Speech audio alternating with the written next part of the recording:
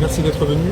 On est aujourd'hui face à une situation extraordinairement inquiétante où un homme capable d'avoir écrit et parlé, d'avoir tenu des discours et écrit des ouvrages, Kémy Séba, fait face à 30 ans de prison en France du fait de poursuites qui sont mises en œuvre à son encontre par l'État français en représailles de son engagement contre le néocolonialisme et contre les abus que les régimes france-africains produisent, notamment en Afrique de l'Ouest. Kémy Séba est une personne qui est engagée depuis 30 ans dans un combat de mots, qui refuse toute forme de violence de façon explicite, mais aussi dans évidemment ses actions, et qui a toujours utilisé des instruments démocratiques, que ce soit l'expression publique, la manifestation, pour faire entendre ses idées. Et je dis sans aucune exagération, il fait l'objet d'une persécution extraordinaire de ce fait. Il a d'abord eu droit à des arrestations nombreuses et multiples sur le continent ouest-africain par des régimes croupions, potentats, qui servaient des intérêts de la France, au détriment des populations africaines. Il a ensuite, du fait de cet engagement, fait l'objet d'une privation, d'un retrait de sa nationalité, dans le cadre d'une disposition qui avait été créée par Édouard Daladier, président du Conseil sur la Troisième République coloniale, qui avait signé les accords de Munich et créé les camps dans lesquels des juifs, des résistants seraient enfermés. Donc une disposition évidemment inique, héritière des dispositifs coloniaux sur évidemment l'indigénat et les doubles statuts, triples statuts que l'on crée selon la couleur de peau, selon l'origine, et que l'on a utilisé pour la première fois contre quelqu'un du fait de ses idées, du fait de son engagement, du fait de ses paroles. Ce retrait de nationalité a utilisé une disposition qui n'avait pas été utilisée depuis les années 60. Ça faisait, et qui a été utilisée en tout une dizaine de fois maximum. Il n'y avait pas de jurisprudence quand on l'a étudié. Kémy Séba a refusé de plier, a refusé de quémander quoi que ce soit. Il a accepté le geste, il a répondu de façon très symbolique et transparente en brûlant son passeport, tout le monde l'a vu. Et il a continué à défendre les causes qu'il défend depuis qu'il a 20 ans. Cet homme aujourd'hui est donc dans les géoles de la DGSI, des services de renseignement de ce pays, au moins 4, dans des conditions qui ne sont pas agréables comme vous pouvez l'imaginer, privé de liberté, selon moi, de façon arbitraire depuis 48 heures. Cela pourrait être prolongé jusqu'à 96 heures avant qu'il soit présenté au juge et donc poursuivi pour des faits criminels qui lui font encourir 30 ans de prison, à savoir intelligence avec une puissance étrangère en vue de susciter des actes d'agression, d'hostilité à l'égard de la France et d'atteindre aux intérêts fondamentaux de la nation.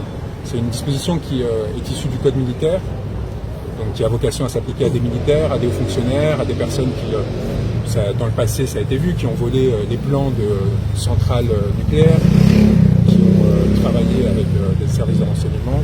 Ce n'est évidemment pas le cas de Kémy Séba, et surtout c'est une disposition qui ne peut s'appliquer que si vous cherchez à provoquer un conflit armé ou que vous nourrissez un conflit armé existant avec la France ou cherchez à atteindre à son intégrité territoriale et sa souveraineté. Donc des dispositions particulièrement graves auxquelles Kémy Séba n'a évidemment pas souscrit. Et évidemment, une condition de cette infraction supplémentaire, c'est le secret. Kémy Séba n'a jamais masqué, parce que là pourtant lui a été lourdement reproché, ses actions et partenariats avec de très nombreuses forces géopolitiques qui font contrepoids à la puissance états-unienne et de façon générale, selon ces termes, à l'Occident, que ce soit le Venezuela, Cuba, la Russie et bien d'autres. Il a toujours assumé et mis en valeur ce qu'il considérait comme des partenariats géostratégiques et géopolitiques fondamentaux pour permettre l'émancipation des peuples africains et jamais pour s'asservir à une nouvelle puissance. Il avait d'ailleurs rappelé en Russie aux autorités russes, dans un discours public qui a été vu des millions de fois, en leur faisant très clairement comprendre que s'il comptait prendre la place de l'ancien colon, il ne pouvait pas compter sur lui, ni sur le peuple africain, qui lui ferait voir son sérieux. Et donc on cherche à partir de là à construire un prétexte en fait pour détruire cet homme, le mettre à l'ombre, et probablement pour venger l'humiliation que ressentent une partie des dirigeants français suite à l'effondrement en fait de ces dispositifs transafricains qui ont longtemps alimenté, y compris financièrement, les élites de ce pays. Robert Bourgi le rappelait encore il y a quelques jours. Le fonctionnement de Malek entre les régimes alliés de la France et les élites dirigeantes françaises. Et pour avoir dénoncé cela, pour s'être opposé à cela, pour avoir contribué à s'assurer qu'il y ait un changement dans un certain nombre de pays qui permettent de remettre la souveraineté africaine au devant de la scène, eh bien, il a le droit à une vengeance mesquine qui pourrait avoir des conséquences gravissimes, bien au-delà, encore une fois, de sa situation à lui, parce que, je vous rappelle, M. Seba n'a ni commis ni incité à un quelconque acte de violence, cela ne lui est même pas reproché, et il n'a fait qu'utiliser des mots. Et si on a inventé en France des dispositions pénales pour interdire que les délits de presse fassent l'objet d'une contrainte de corps, c'est-à-dire puissent amener à un placement en détention ou même en garde à vue, c'est bien parce que l'on sait très bien les conséquences que les lettres de cachet peuvent avoir sur la démocratie et sur la souveraineté du peuple. Aujourd'hui, avec Kémy Séba, on décide d'invoquer une disposition qui n'est jamais appliquée contre des citoyens, a fortiori contre des journalistes ou des intellectuels, pour le faire taire et pour l'écraser. Et donc nous sommes sur une situation qui devrait tous nous inquiéter. Alors j'ai lu beaucoup de portraits assez insupportables, d'ailleurs assez réguliers, concernant la supposée personnalité de M. Séba, son passé, et ainsi de suite. Ça a été 1000 fois détaillé, 1000 fois décrit. Surtout, ça ne doit pas vous faire masquer cette réalité. Cet homme est persécuté du fait de mots et encourt 30 ans de prison du fait de mots qu'il a utilisés. Cela pourra demain s'appliquer à n'importe lequel d'entre vous. Et surtout, ceux qui sont le plus exposés dans cette situation-là, ce sont les journalistes français qui exercent à l'étranger et qui, parce qu'ils auraient un lien avec les gouvernements français, parce que par exemple l'AFP est financé par le gouvernement français, ou parce que Le Monde a justement un certain nombre d'aides publiques et ainsi de suite, pourraient à son tour, que ce soit par représailles ou tout simplement parce que plus personne ne donne l'exemple, parce qu'on est dans un monde où désormais on peut arrêter des journalistes, des militants, des activistes du fait de leurs mots sans aucune contrainte particulière, sans aucune protection légale, eh bien ils pourraient à ce tour se retrouver exposés à cela, et ces régimes pourront invoquer des affaires comme celle de Kémy Séba pour légitimer leur acte et mettre en œuvre ces dispositions. Kémy Séba, par ailleurs, comme vous le savez, est titulaire d'un passeport diplomatique, parce qu'il a été nommé conseiller spécial du président du Niger, du chef d'État nigérien. Cela aurait dû lui permettre de circuler librement dans l'espace Schengen. Il était évidemment sur le territoire européen de façon légale. Il ne faisait l'objet d'aucune interdiction de territoire. Il avait obtenu son visa grâce aux autorités espagnoles dans le cadre d'un ordre de mission, d'une note verbale qui ont été transmises légalement. Et donc, il aurait dû, dans le pire des cas, même si ça m'apparaît injustifié, être déclaré persona non grata et expulsé et tout simplement envoyé au Niger. Ça n'a pas été le cas. Évidemment, on s'assied non seulement sur les conventions de Vienne relatives aux missions spéciales, particulièrement sur ce point-là, mais également sur les usages diplomatiques qui, sur ces questions-là, qui sont quand même assez clairs. Lorsque un pays de l'Union européenne accueille une personne qui est dans le cadre de la mission spéciale, qui est donc une disposition spécifique des conventions de Vienne, par courtoisie, les autres États de l'Union européenne respectent évidemment les protections diplomatiques qui lui sont accordées. Ça n'a pas été le cas. On ne le revendique pas spécialement parce que, par ailleurs, M. Séba est parfaitement innocent des faits qui lui sont reprochés. Mais par contre, on a parfaitement conscience de l'instrumentalité de cette procédure. C'est des procédures qui ne peuvent être initiées qu'avec un accord politique, que sur instruction gouvernementale. Il n'est pas à la DGSI pour rien. Et nous savons parfaitement comment la procédure judiciaire peut être orientée pour, de façon arbitraire et sans jugement, le maintenir en garde à vue, donc 96 heures, mais éventuellement derrière en détention provisoire, plusieurs années, sans jugement, sans contrôle réel de la part d'un magistrat. Et nous savons parfaitement que c'est ce jeu-là auquel jouent les autorités françaises. J'ai parlé de Kémy Séba parce que c'est aujourd'hui la personne que je représente pour des raisons qui ont trait à la pratique simplement de notre robe. J'ai décidé de ne pas représenter à ce stade la deuxième personne qui m'avait désigné, qui a été arrêtée avec lui, qui est aussi un membre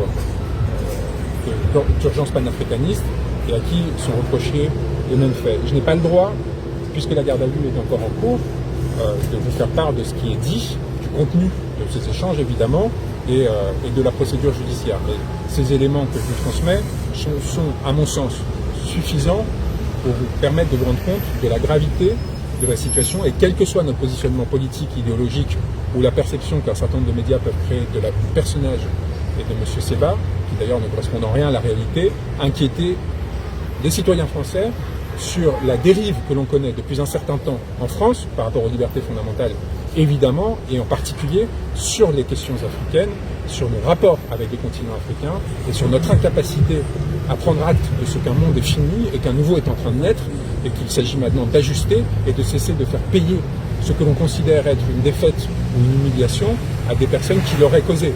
Il est pitoyable, et je pèse mes mots, que la France fasse reposer sur Kémy Sebha, sur un individu qui dirige une ONG et qui ne fait que tenir des discours, son échec géopolitique sur plusieurs dizaines de pays et un continent tout entier. Cela pose question sur l'aveuglement dans lequel les autorités, le gouvernement, mais aussi dans une certaine mesure l'administration et la diplomatie, se sont enfermés quant aux causes de ce processus et la désaffiliation et peut-être le désintérêt, voire le désamour de plus en plus prononcé que les populations, partie des populations ouest-africaines en particulier, ont à l'égard de l'État français, mais aussi de façon croissante à l'égard de la population française, parce que c'est en train de créer des tensions entre nos peuples que l'on risque de payer de très nombreuses années.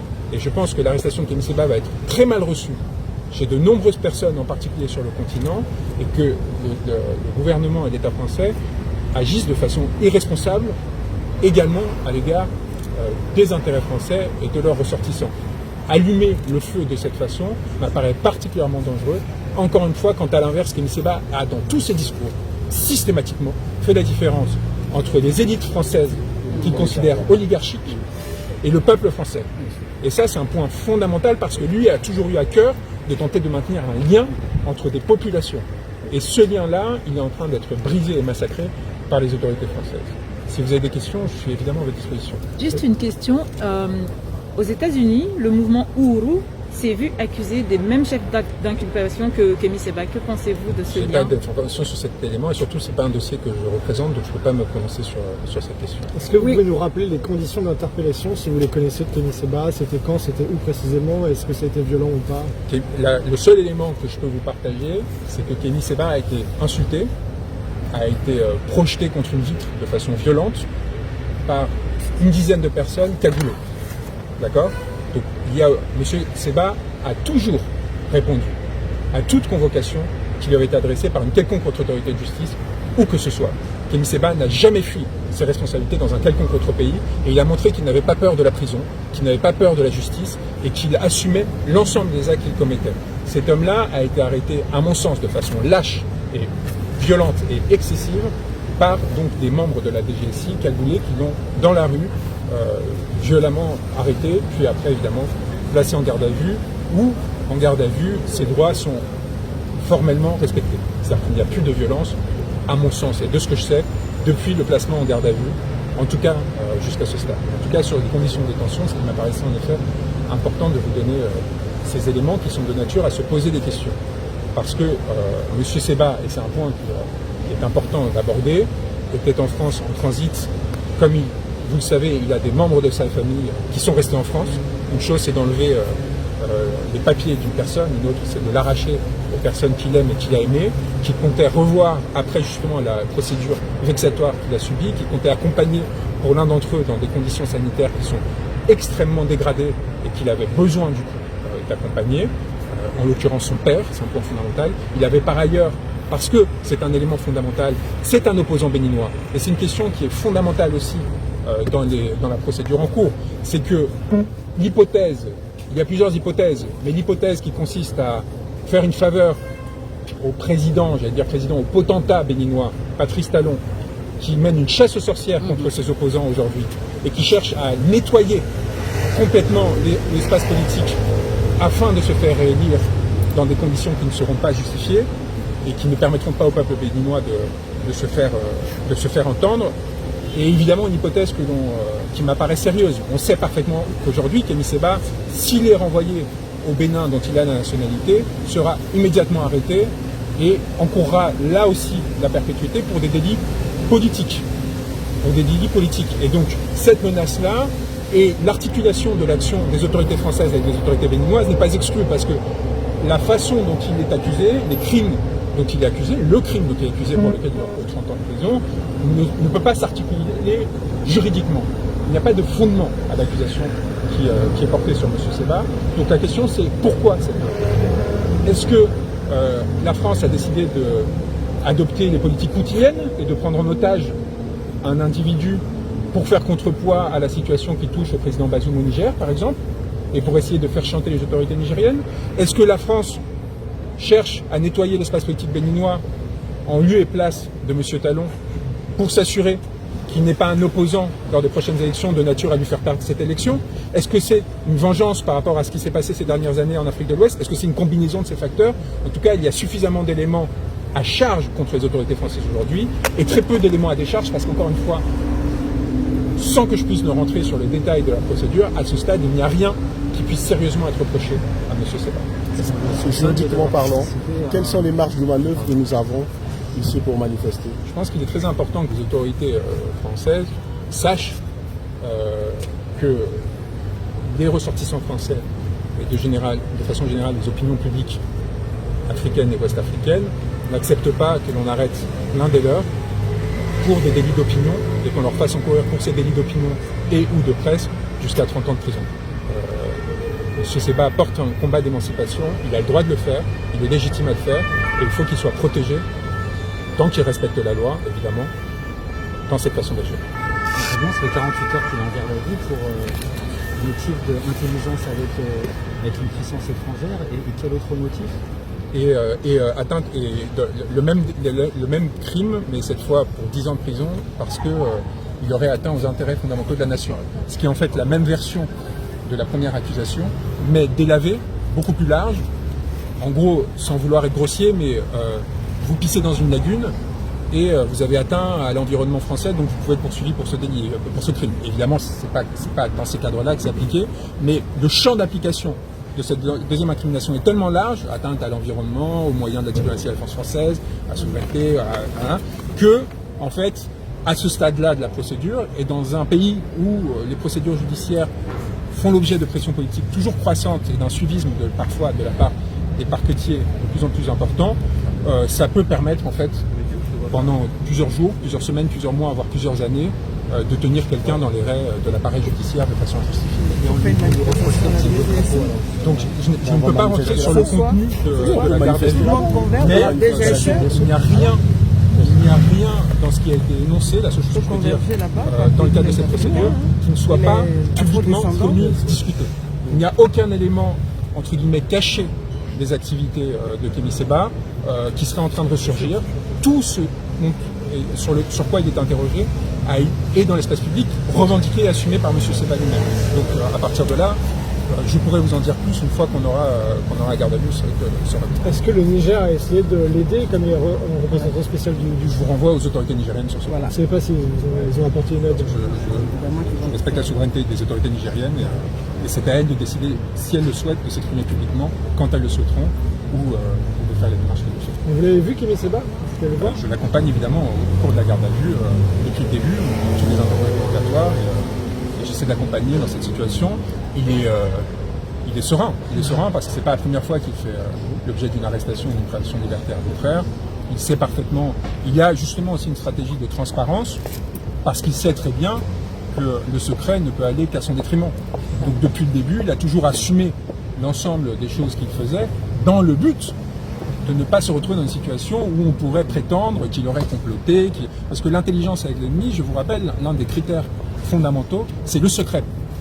Or, Kémy Sebha n'a rien fait de secret. À aucun moment, il n'y a, en tout cas à ce stade de la procédure, et on est à un stade suffisamment avancé pour penser qu'il n'y aura pas de doute à cet égard, il n'a, ne serait-ce que de par ce simple critère, l'infraction ne pourrait être retenue. Est-ce que l'ennemi sera défini? Cette ennemi, c'est large. Est-ce qu'un pays sera désigné? Là, on rentre dans le contenu de la garde à vue, et je pourrais vous répondre dès qu'on... C'est à l'issue de la garde à vue, c'est ça? Oui, mais comme vous le savez, à la DGSI, On aime beaucoup poser beaucoup de questions sur vos opinions politiques, sur vos orientations idéologiques, sur vos amis. Le spectre est large en fait. Ça peut aller des Antilles, Nouvelle-Calédonie, à la Russie. Ils essayent de... Et puis c'est le propre de quelqu'un qui est engagé pour la cause noire partout dans le monde.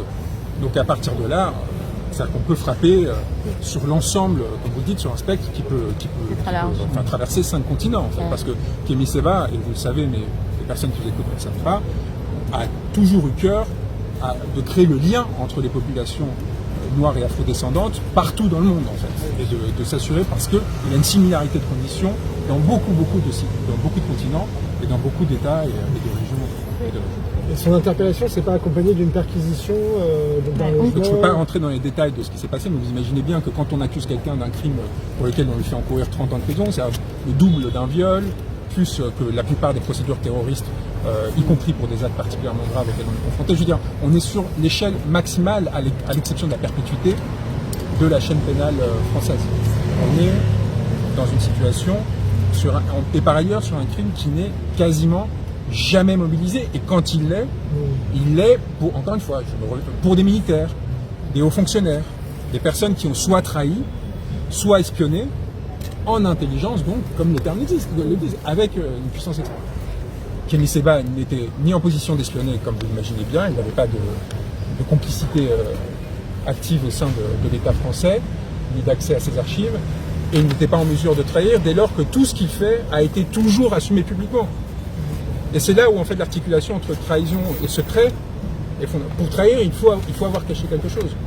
Il faut masquer en fait. Et en l'occurrence, par ailleurs, il n'y a ni trahison, ni évidemment ni masque. Et donc vous confirmez bien l'exceptionnalité en fait du fait que ce soit un citoyen, un individu. Bien sûr, on n'est pas du tout, et on n'est même pas dans les procédures qui ont été intentées jusqu'ici contre Kémy Séba dans plusieurs pays ou même en France. On est sur quelque chose qui change complètement de dimension, et pas que pour Kémy Séba. Encore une fois, ce qui est en train d'arriver à M. Séba est quelque chose qu'on a connu dans un certain nombre de dictatures qui pousse le curseur de l'instrumentalisation de l'appareil judiciaire très très loin. C'est très rare. C'est très rare. Ça m'est arrivé au Sénégal quand j'étais arrêté par Macky Sall, j'encourais la perpétuité, ainsi qu'à tous les opposants que je défendais. Mais c'est dans des situations de crise particulièrement lourdes, dans des régimes qui eux-mêmes sont en train de passer du côté des dictatures, des régimes autoritaires, que l'on se retrouve dans des circonstances comme celle-ci. Comment voulez-vous que l'on s'adresse à la Russie pour essayer de faire libérer les prisonniers politiques détenus là-bas sur le fondement d'être agents d'étrangers, d'être et ainsi de suite? Pourquoi? Parce qu'ils participaient à une ONG, parce qu'ils travaillaient avec des médias. Si nous-mêmes commençons à reproduire aujourd'hui ces mêmes dérives, on est sur une situation qui risque de nuire aux intérêts fondamentaux de la nation, mais pas pour les raisons que la DGSI invoque aujourd'hui, à mon sens. C'est la première fois qu'il est arrêté par la DGSI. Depuis que je le représente, oui, bien sûr. Ça fait plusieurs années, et donc en gros, depuis la fondation de l'ONG l'urgence panafricaniste, et je pense qu'auparavant il n'avait jamais eu affaire avec la DGSI. C'est la première fois qu'il était arrêté avec la DGSI, qu'il était suivi au titre du renseignement par les services, par le renseignement à la DGSI, ainsi de suite. C'est fort probable, c'est sûr. Mais en tout cas, qu'on le judiciarise et qu'on le mette dans les géoles, ça c'est une idée. Et on n'a pas pris la parole, et on prend la parole, et c'est très important de le préciser, parce que des fuites sont intervenues, probablement pour le légitimer, et qu'on est obligé, dans ces circonstances, d'essayer de clarifier un certain nombre de points, et encore une fois, de ne pas relativiser. Ce n'est pas une petite mesure ponctuelle, comme malheureusement on a commencé à s'y habituer en France ces dernières années avec des gardes à vue arbitraires et ainsi de suite, que ce soit pendant les mouvements sociaux ou ailleurs. On est sur une situation de criminalisation particulièrement lourde et inédite, à mon sens en France, d'un opposant politique, d'un intellectuel et d'un activiste. Dans le cas où nous souhaitons organiser les manifestations devant la DGSI, est-ce que ça le dessert ou pas? Je pense que vous aurez du mal à avoir un regard du régime actuel sur ces questions. En France, l'autorisation, je pense que si vous le faites à une distance raisonnable comme ici, ce serait légitime et ça appartiendra évidemment à chacun d'entre nous de décider si c'est pertinent de le faire ou pas. Là, je ne peux pas, en tant qu'avocat, me prononcer. La seule chose que je peux vous dire, c'est que dans les circonstances actuelles, et de façon générale, il est important, encore une fois, non pas par positionnement idéologique, mais par attachement à un certain nombre de principes et de règles, de fixer des limites à ce que l'État peut faire et de la direction qu'il peut prendre. Et en l'occurrence, je pense qu'on a touché Ils sont toucher en ces roue libre, limites quoi. aujourd'hui. Il y a une précision sur le communiqué d'urgence panafricaniste. Ils disent qu'il est rentré avec un visa.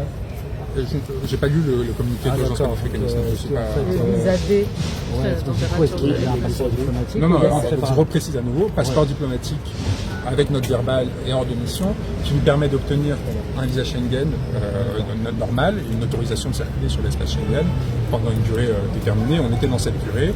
Des activités qui étaient prévues dans hors de mission étaient couvertes. C'était des activités publiques, c'était des conférences, il n'y avait pas de faux semblant ou quoi que ce soit, c'était très clair. Il devait par ailleurs rencontrer des opposants béninois, c'est le point que je n'ai pas abordé jusqu'ici, pour justement réfléchir à une situation qui est en train de se dégrader, avec en deux mots au Bénin, des régimes donc alliés de la France, qui a créé une instance qui s'appelle la CRIET il y a quelques années, qui permet d'enfermer jusqu'à 30 ans de prison et plus des opposants politiques sur demande du président. Et donc on est face à une situation de violation systématique des droits fondamentaux dans ces territoires qui force en fait des personnes à se connecter, à se voir pour essayer de voir comment s'opposer démocratiquement et pacifiquement à ces politiques. Je le rappelle pour ceux qui ne connaissent pas Kémy Séba, pour finir, Kémy Séba dans tous ses discours a prôné la non-violence de façon explicite. Aucune de ces organisations n'a jamais commis la moindre violence, aucune, et je dis bien aucun événement qu'il a organisé ou auquel il a participé n'a jamais dérapé ou produit des conséquences matérielles ou a fortiori humaines à l'égard de qui que ce soit. Et donc, M. Séba et ses livres et ses discours sont transparents. C'est des livres d'intellectuels qui sont profonds, qui essaient d'analyser géopolitiquement, idéologiquement, évidemment, philosophiquement, la condition noire et les conditions de son émancipation à l'avenir.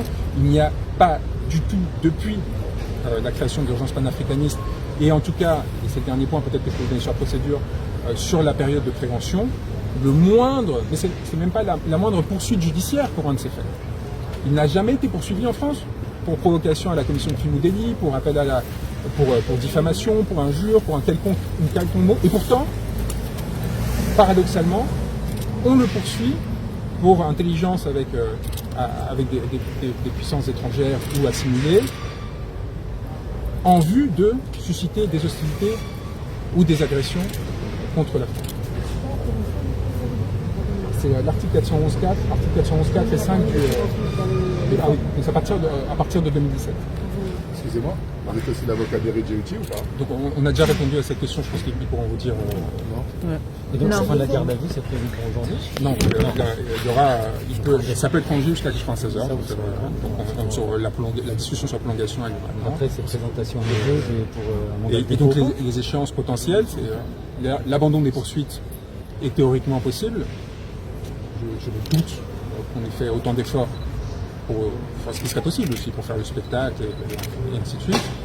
Mais le plus probable est que l'intention, non pas du parquet, parce qu'on sait en ces circonstances que c'est le gouvernement qui décide, c'est de le déférer et la question se posera donc devant un juge d'instruction et la question se poserait à ce moment-là, donc soit maintenant, soit dans 24 heures, soit dans 48 heures, selon la décision qui sera prise, de placer sous détention provisoire, sous statut de détention provisoire, sous contrôle judiciaire ou libre, selon les circonstances, en ayant mis en examen ou placé sous contrôle judiciaire s'il est présenté devant un juge d'instruction. En sachant qu'en matière criminelle, l'affaire ne peut pas être amenée devant un tribunal correctionnel, ne peut pas être jugée immédiatement. L'instruction est obligatoire. Donc s'il décide de le poursuivre, un juge d'instruction devrait être désigné. En état des éléments que vous avez, pensez que c'est plutôt un dossier politique? Est-ce que vous avez dit des instructions, vous pensez que c'est Strictement politique. Avec de l'Élysée ou un truc comme ça? Ce genre d'affaires, avec des implications géopolitiques, géostratégiques, avec aussi des implications par rapport à la perception des autorités françaises à l'étranger, par rapport à la sécurité des ressortissants, par rapport aux intérêts français, à la fois militaires, économiques, ainsi de suite, ne se prennent qu'à l'initiative ou en informant de façon très suivie les plus hautes autorités, en l'occurrence non seulement le gouvernement, mais aussi l'Élysée. Ça, c'est évident. Par ailleurs, ces infractions spécifiques ont cette particularité qu'elles impliquent en fait le gouvernement nécessairement, parce que c'est le parquet qui va agir sur saisine. Ça va pas être, il n'y a pas de poursuite d'initiative. D'ailleurs, elle n'arrive que très rarement de ce fait-là, parce que alors que ça n'a rien à voir avec Kémy Séba, mais vous le savez comme moi. En général, les affaires d'espionnage, parce que en fait, ce sont les articles qui sont utilisés pour normalement les affaires d'espionnage. Et les affaires d'espionnage, de trahison de compagnie, se règle par l'expulsion des personnels diplomatiques qui sont dans les ambassades ou qui ont fait l'objet d'espionnage, par des négociations bilatérales et ainsi de suite, ou en ce qui concerne la trahison, donc en fait des hauts fonctionnaires, pour le coup, soit discrètement, soit par une criminalisation, mais qui est initiée par l'autorité évidemment qui a souffert de l'acte de trahison. Là on est dans un contexte inédit où on utilise ces dispositions contre quelqu'un dont, dès l'origine, ces dispositions n'ont pas été pensées pour cette affaire-là, pour ces situations-là. Elles n'ont pas été pensées pour être utilisées contre des opposants politiques. Et théoriquement, elles auraient dû être rédigées, et elles le sont en théorie, on va voir comment ils vont essayer de glisser interprétation pour quand même tenter de l'arracher, pour ne pas être applicable en l'espèce. Et je vous donnerai plus de détails vraiment dans 48 heures, parce qu'à ce moment-là, je pourrais discuter du fond d'affaires, et je peux vous dire que ça va... Enfin, il y a suffisamment d'exemples d'affaires qui auraient pu être parfaitement judiciarisées, bien plus graves, concernant un nombre conséquent d'individus en France, qui ne le sont pas parce que ce n'est pas fait, je le répète, j'insiste, ces dispositions légales ne sont pas faites pour ce genre de situation. Et donc il y a un détournement de la procédure judiciaire, une instrumentalisation de la procédure judiciaire qui m'apparaît flagrante à ce stade. Monsieur Branco, dites-nous, nous, Africains et Afro-descendants, comment pouvons-nous juridiquement... Je n'ai pas d'instruction. Comment pouvons-nous juridiquement porter plainte contre la France pour qu'elle arrête de traumatiser, d'agresser, de violenter, de stresser les leaders panafricains et les Africains qui osent dire « nous voulons notre souveraineté, nous voulons vivre libre ». Donnez-nous un conseil juridiquement, comment nous pouvons articuler cette histoire pour que la France entende et arrête de nous pourchasser, de nous tuer, de nous traumatiser. Comment pouvons-nous faire? Un conseil, sans facture. On va finir là-dessus. Moi, à ce stade, j'ai un homme à défendre, un homme qui encourt 30 ans de prison, un homme à libérer, et c'est à chacun, suivant ses orientations idéologiques, selon sa capacité, de faire le nécessaire pour s'assurer que ces situations ne se reproduisent pas, et que de façon générale, personne ne puisse craindre. Parce que c'est évidemment le dernier effet qu'on cherche à régénérer, c'est la crainte, c'est l'intimidation, ça avait déjà été le cas avec le processus de retrait de nationalité. Pour l'anecdote, j'ai fait l'objet de procédures disciplinaires, je fais l'objet de procédures du barreau de Paris pour avoir défendu Kémy Séba dans cette procédure-là, parce qu'on considère que la comparaison de ces dispositions avec d'autres événements de l'histoire n'était pas correcte, c'est inédit. Vous savez, les avocats ont le droit à l'immunité dans les écritures, c'est quand même un principe fondamental, parce qu'à partir de là, s'ils restreignent leurs droits. Et donc en fait, cette procédure est initiée sur demande directe du directeur de cabinet du ministre de l'Intérieur. Donc ça vous permet peut-être de répondre de façon contournée à la question de savoir quel est le niveau d'implication des autorités. Si le directeur du cabinet du ministre de l'Intérieur fait poursuivre l'avocat de Kémy Séba, vous pouvez imaginer à quel niveau Kémy Séba est suivi dans le cadre actuel. Je vous remercie. J'ai juste une question, vous avez dit que ça a commencé, ça a reproché à 2017, c'est la création de l'urgence panafricaine. Non, il crée des préventions larges pour, vous voyez, comme en plus ils sont en matière criminelle, ils pourraient le faire sur 30 ans, ils essayent de frapper le plus large possible pour après resserrer sur ce qui les intéresse. Je ne peux pas vous dire plus sur le contenu, encore une fois, à ce stade. Je vous laisse, c'est avant-hier à 15h. À 15h, quelque chose, je ne sais plus quelle était la date exacte. Je suis désolé. Une dernière question. Ça veut dire que la France, les droits de l'homme, les libertés d'expression, cela, maintenant, elle change ses lois, elle changerait ses lois pour pouvoir juste arrêter les Africains. Il y a un détournement et une interprétation volontairement excessive de la loi existante, afin que quand on ressuscite une procédure et une disposition qui n'a pas été appliquée depuis 60 ans, et qui n'avait été appliquée que quelques fois, et dans des cadres vraiment très... Voyez-vous, nous avons, ou pour ceux qui en doutaient encore, la preuve du combat noble que nous menons. Kémy Séba est détenu à Paris depuis déjà quelques jours. Il a été arrêté. Pourtant, il a quand même, selon certaines informations, un visa type D, permettant donc d'entrer et sortir dans ce pays-là sans aucun problème. Pour moi, ce n'est pas normal. Mais c'est la preuve que ce que nous disons à travers des réseaux sociaux ne plaît pas à tout le monde, surtout quand vous atteignez le niveau du panafricanisme de Kémy Séba. J'ai l'habitude de dire qu'on ne peut pas cacher le soleil avec la main. Quand quelqu'un a atteint un certain niveau, vous devez reconnaître sa puissance. Et oui, Kémy Séba a atteint une autre dimension qu'aujourd'hui il est arrêté. Et Maître Branco, le même avocat qui a défendu Ousmane Sonko pendant tout son périple de difficultés quand Macky Sall était au pouvoir, est en train de défendre aujourd'hui Kémy Séba avec d'autres camarades avocats qui mènent la même lutte que nous menons. Il est important donc que cette France qui ne connaît absolument rien de la démocratie, il faut le dire que la France ne connaît absolument rien de la démocratie, parce qu'elle est en train de nous prouver aujourd'hui qu'on n'a pas le droit à la parole quand on est contradictoire. Et pourtant, ils sont bien contents, eux sur eux, de donner la parole tout le temps à l'extrême droite qui ne s'arrête jamais de détruire et jamais de construire, ceux qui font beaucoup de bonnes choses en France aujourd'hui. Mais dès lors où vous êtes soi-disant, parce qu'il faut savoir que de base, Kémy Séba était un Français de nationalité. On lui a fait du chantage et des menaces, il a déchiré son passeport. Aujourd'hui, il a bien d'autres passeports. Et il peut monter et descendre comme il veut, ça vous dérange encore. Il était en France pour rencontrer les opposants béninois. Il y a des élections qui arrivent au Bénin. Et bien évidemment que Kémy Séba veut faire partie intégrante de ces élections. Ce qui est tout à fait normal. Avec le combat qui est mené aujourd'hui dans la sous-région, c'est normal que Kémy Séba veuille aussi aujourd'hui aller dans son pays avec l'aura qu'il a, avec les connaissances qu'il a, avec les compétences qu'il a et avec la vision politique africaine qu'il a, aller tenter sa chance avec ses compagnons de l'opposition. Mais de passage en France, vous l'arrêtez, vous le jetez en prison. Quel est son crime réellement? Qu'est-ce qu'il a fait pour qu'il soit aujourd'hui arrêté? Et certaines indiscrétions nous disent que Kémy Séba a même déjà été intoxiqué. Nous espérons que ce soit faux. Nous espérons que Kémy Séba ne soit pas intoxiqué.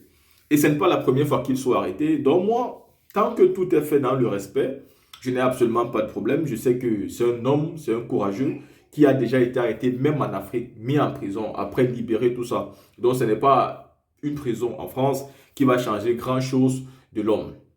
Son combat va se poursuivre, il ne va pas s'arrêter à cause de ceux qui l'ont arrêté. Le problème, c'est cette injustice qui est en train de se passer aux yeux de tout le monde et qui démontre à ceux qui nous combattent que c'est eux qui sont dans le faux. Si vous êtes noir et que vous combattez le combat que nous menons, c'est vous qui êtes dans le faux. C'est vous qui êtes dans l'ignorance. C'est vous qui êtes dans la naïveté. Le combat que nous menons, ce n'est pas un combat qui va opposer l'Afrique contre la France. C'est l'opposant qui veut que nous soyons tout simplement des êtres égaux à part entière. Que nous puissions se respecter mutuellement. Que les contrats que nous signons puissent être respectés. Que nous ayons la liberté. Que notre souveraineté et notre indépendance soient respectées. Si tout ceci est garanti, l'amitié peut être réciproque avec n'importe quel État. Si avec la France aujourd'hui ce n'est plus possible, c'est parce que la France a démontré par sa démarche qu'elle n'est pas sincère. Et aujourd'hui, beaucoup de pays ne veulent plus fonctionner avec elle, à l'instar des pays de l'Afrique de l'Ouest qui ont décidé aujourd'hui de former l'AES. La team, il faut respecter cela et comprendre aujourd'hui que le combat que nous menons est un combat dangereux même pour nous. Et la preuve en est là avec Kémy Séba qui est aujourd'hui en train de payer le prix fort, mais aussi du professeur Fankeng Nyamsi qui tout le temps est convoqué en justice et qui doit répondre. Ça prend beaucoup. Beaucoup, vous n'avez même pas aidé. La team, ceci étant dit, dites-moi ce que vous pensez. On se voit pour une autre vidéo. Dites-moi ce que vous pensez de la sortie de l'avocat de Kémy Séba.